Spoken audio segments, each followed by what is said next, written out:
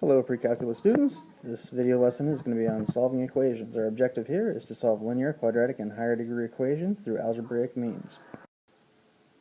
Let's start out by taking a look at a linear equation. For example, let's say we have 6 quantity x minus 7 plus 16 equals 4 quantity 2x minus 9.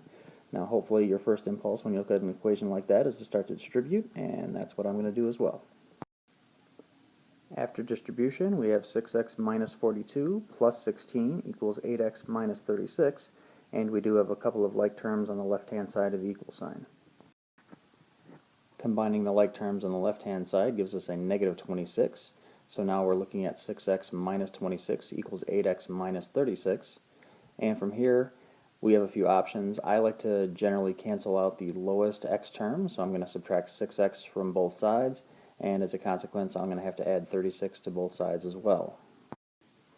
This of course leaves us a very simple equation, and simply dividing both sides by 2 we get our solution x equals 5. Moving on to quadratic equations, let's start with an example such as 2x squared minus x equals 36. Now the first thing of course we need with a quadratic equation is get a 0 on one side of the equal sign for most solving techniques, so let's do that here.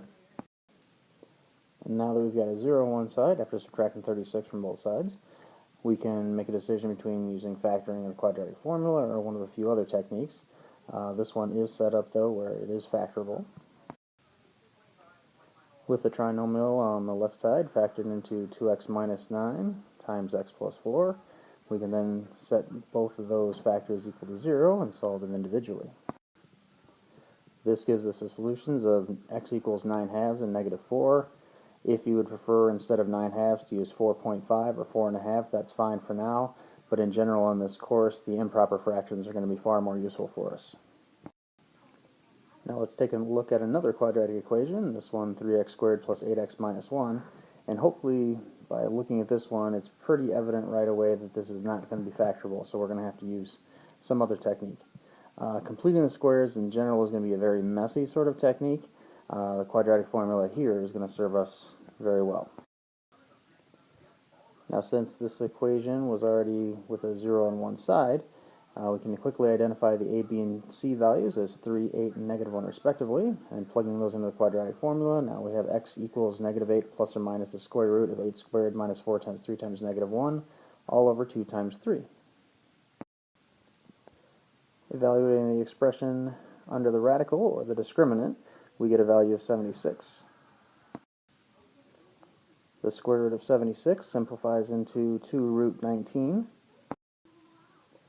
and the expression negative 8 plus or minus 2 root 19 all over 6 is then reducible by 2, giving us a final answer of negative 4 plus or minus root 19 all over 3. Moving on to higher degree equations.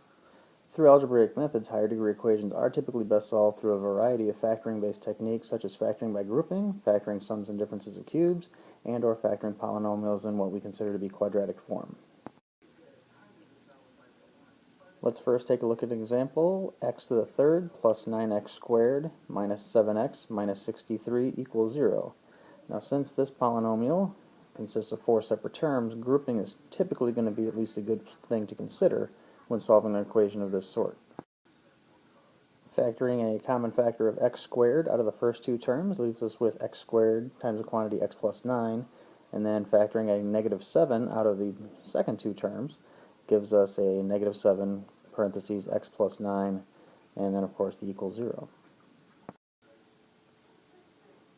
We now have a common factor of x plus 9, so we factor out that common factor, and that gives us a new equation of x squared minus 7 times x plus 9. This now allows us to split our one equation into smaller equations, x squared minus 7 equals 0 and x plus 9 equals 0. For the first equation, we add 7 to both sides and then square root both sides, giving us plus or minus root 7.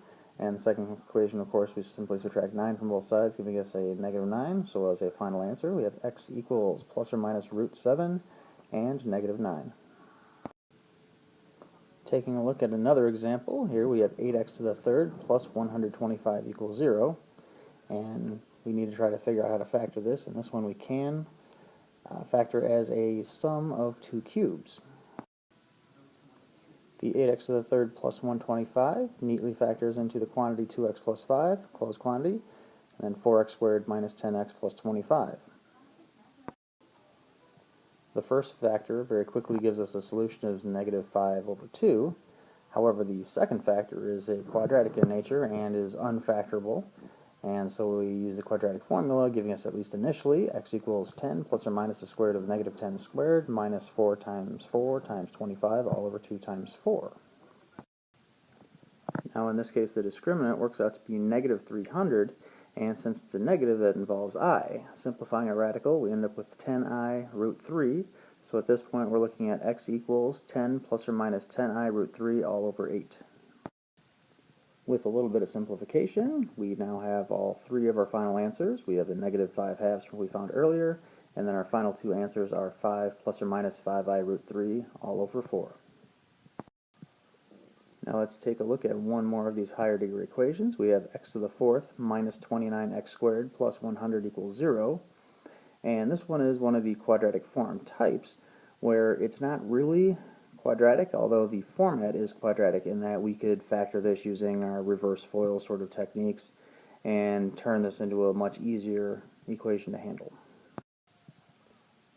Breaking the x to the fourth into an x squared and then another x squared to go in the front halves of both parentheses, we then play around with the 100 until we find a way to multiply and make 100 and add up to 29, and of course 4 and 25 fit the bill, so we get this thing factored into x to the second minus 4 times x to the second minus 25.